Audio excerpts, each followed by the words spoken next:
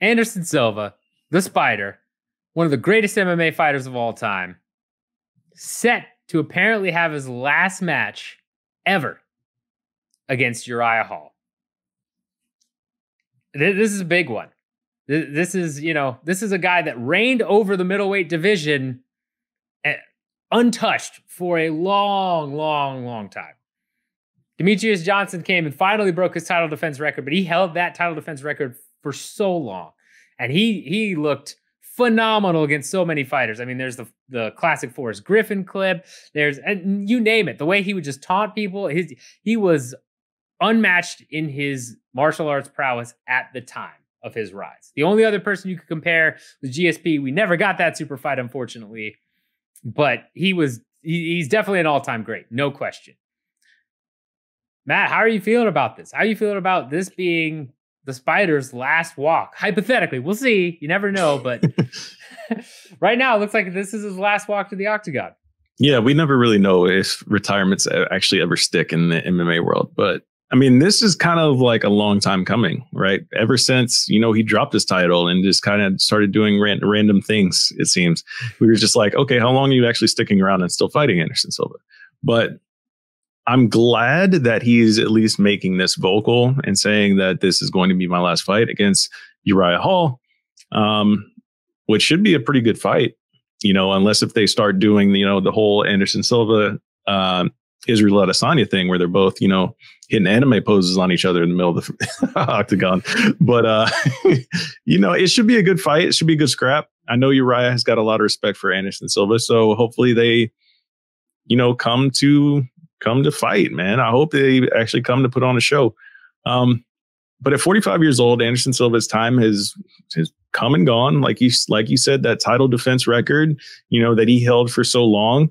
I mean, that's what a lot of people began to know him as, the GOAT of this whole game, was when he was the guy that nobody could touch, when he seemed invincible and absolutely schooled Forrest Griffin at a higher weight class, like just toyed with him.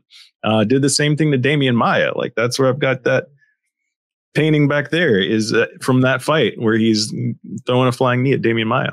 But he was one of, my biggest, I guess, favorite fighters for the longest time in the sport, right? When he was in his prime, he was always Anderson Silva, everything. So it's kind of bittersweet, but it's definitely time. I don't want to see guys hanging around way too long. And I kind of thought that time had come. Selfishly, I wanted him to hang around long enough to where I could see him fight in person. And I've been fortunate enough to see that happen twice now. So it's been, all of my selfish needs are fulfilled. So please ride off into the sunset, Anderson. I don't want to see you with brain damage and, and not being able to talk in 5 years. So please just bow out gracefully, go out. I mean, this is kind of like the perfect storybook ending. The Spider on Halloween, last fight. Like, it's just perfect. Like, just make it happen. Make it happen. Yeah. Yeah. No, I mean, this is a great, I'm very excited that he's fighting on Halloween. Complete side note, I'm a little pissed they didn't book Korean Zombie on Halloween. I don't know what was going on there, but whatever. Regardless, super excited that Silva's fighting on Halloween. I'm glad that he's, as you said, come out and said he's going to retire. You mentioned his age, 45. He's the oldest fighter on the UFC roster right now. That's hard to believe. But, we checked it. Before we started this, we said, wait, is he? And we looked, he's the oldest fighter on the UFC roster. Yeah, not Oleinik. No, not Oleinik. Oleinik is 2 years younger than him. That's mind-blowing. But, usually it is a heavyweight that's the oldest person on the roster. They tend to stick around longer, have a, higher average age, mostly because they're just bigger and they're, knocking people out all the time. So you can kind of stay in there longer. Or so it seems, who knows? But I mean, Silva has had an amazing career. I know exactly what you're talking about, where when you were younger, you watched him. He was the first fighter I ever saw was him versus Chris Weidman, sadly, in terms of seeing his legacy. But I remember going back and watching up to that fight, watching some of his old fights and say, wow, this guy's amazing. And I didn't think it was the first Chris Weidman fight. I didn't think Chris Weidman was going to beat him. I thought, oh man, I just watched all these clips. I was brand new to MMA. I didn't know any better. But I mean, he is a staple of the UFC and of MMA. He's been around for so long. But he also, since he lost to Chris Weidman, he's gone 1-7-1 in his last 9. That's, I mean, it's one of those things where you hate to see it, right? It's similar to what happened to Ali in boxing, where it was, had a couple of blemishes on his record, but otherwise was pretty amazing. And then just kept fighting. And, that record, his last fights were just not great. It happens in boxing all the time. It happens in MMA all the time. And I'm sad he didn't get out sooner. Personally, I would have liked to see him just, he hasn't looked terrible. I will say that in all of his fights, he hasn't looked like him, the prime Anderson Silva that we know, but he hasn't looked like some of these older guys that go in there and just get starched or just look like complete garbage. He's taken injuries. He's lost decisions. He hasn't really been knocked out too much. None of that stuff. So that's nice to see, but he has taken damage. He isn't what he once was.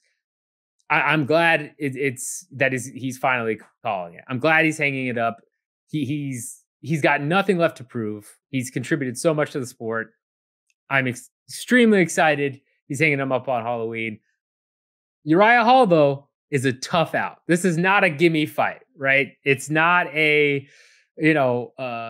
Shogun at 185 or someone a little bit longer in the tooth that might be more of an even match. This is a guy that, has had his struggles, but is still very dangerous.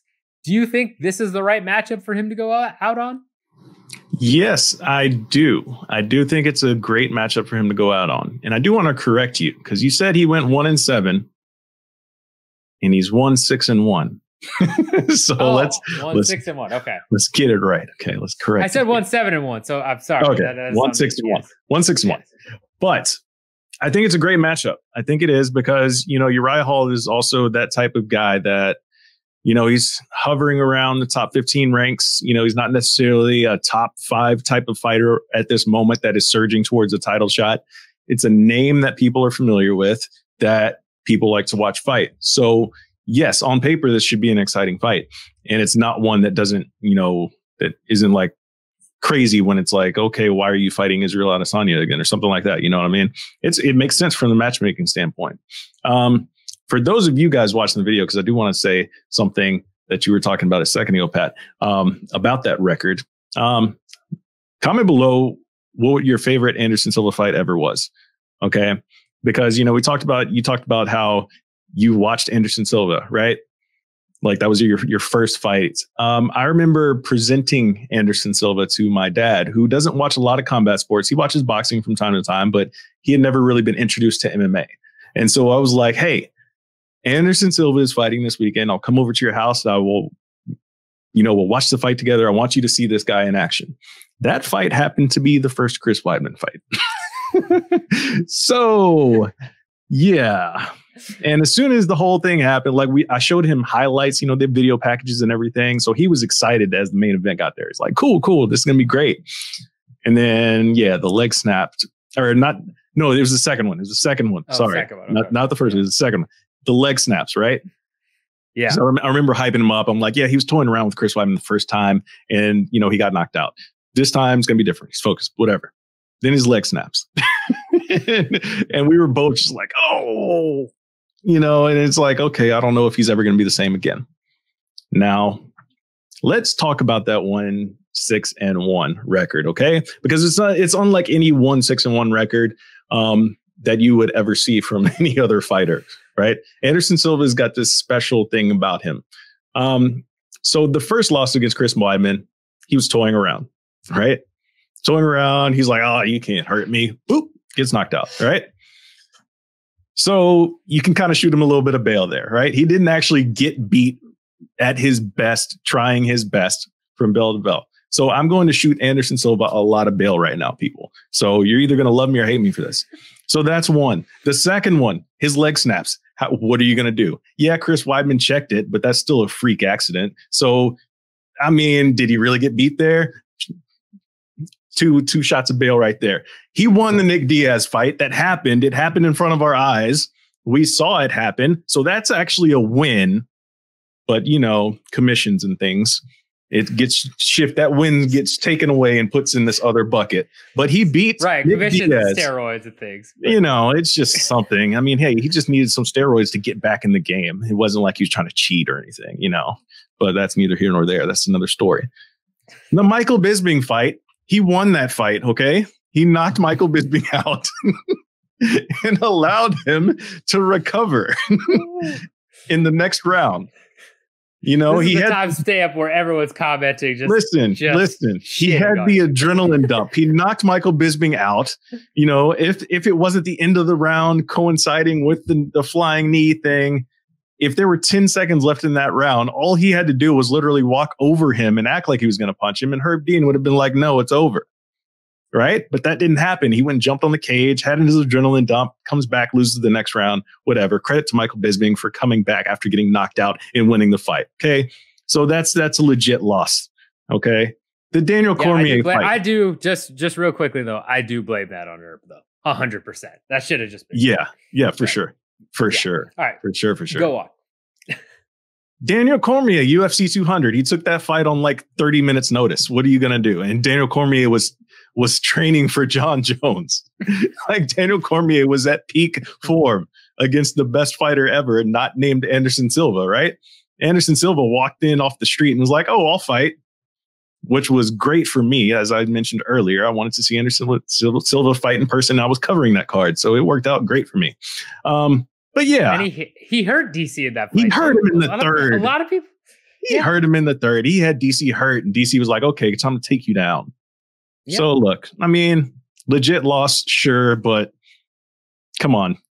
What are you going to do on 2 days' notice against Daniel Cormier? Beat Derek Brunson. That was the other one I was at. So, hey, I saw Anderson Silva get a win. Then, of course, Israel Adesanya. Yes, that was the passing of the torch moment, right? You know, your legacy's not really getting hurt when everybody expected that outcome, so to speak, you know, blah, blah, blah. Then gets hurt against Cannonier, another freak, weird thing. So Anderson Silva's had the weirdest, you know, mostly negative run here in the past eight outings, but it's acceptable because it's Anderson Silva and everybody loves him and everybody brushes the steroid thing under the rug. Nobody cares. Because we all love Anderson Silva. And if you don't love Anderson Silva, stop watching this video. But before you stop watching, hit the thumbs up and subscribe to the channel. But yes, to answer your question initially, yes, Uriah Hall, great fight. If I've antagonized you and you're just screaming at me through the monitor, make sure to hit that like and subscribe. No, I mean, well, what can I say? I'm with you. I'm with you for all those things. I'm one of the few people that will vehemently defend that Derek Brunson decision. I know a lot of people said he didn't win, but I thought Anderson won. I thought Anderson won that fight. It was very, very close. I will say that. And it wasn't exactly the most exciting fight, but nonetheless, I thought he won. And, you know, as you said, there are a lot of outs for his losses. I will say you've compiled a fair amount of bail money, but that's okay. You've got, you know, you've got some justifiable things there. So I am excited to see him go out too. I am concerned that Uriah Hall is going to just take his head off, but especially since Uriah, you know, is trading at Fortis MMA now, he's looked a lot better. I mean, yeah. I mean, those guys do not mess around. Well, we'll see. We'll see what happens. But, you know, I hope it's an exciting fight. I would have loved to see this fight when it was originally scheduled. What was it? 3 years ago? 4 years ago? I forget when he had emergency gallbladder surgery. After the Bisping fight. After the Bisping fight. Yeah, 2016. Yeah. No, I think that would have been incredible to see when they were both just throwing, spinning stuff all the time. So I'm still excited we get it. And yeah, it's a tough out.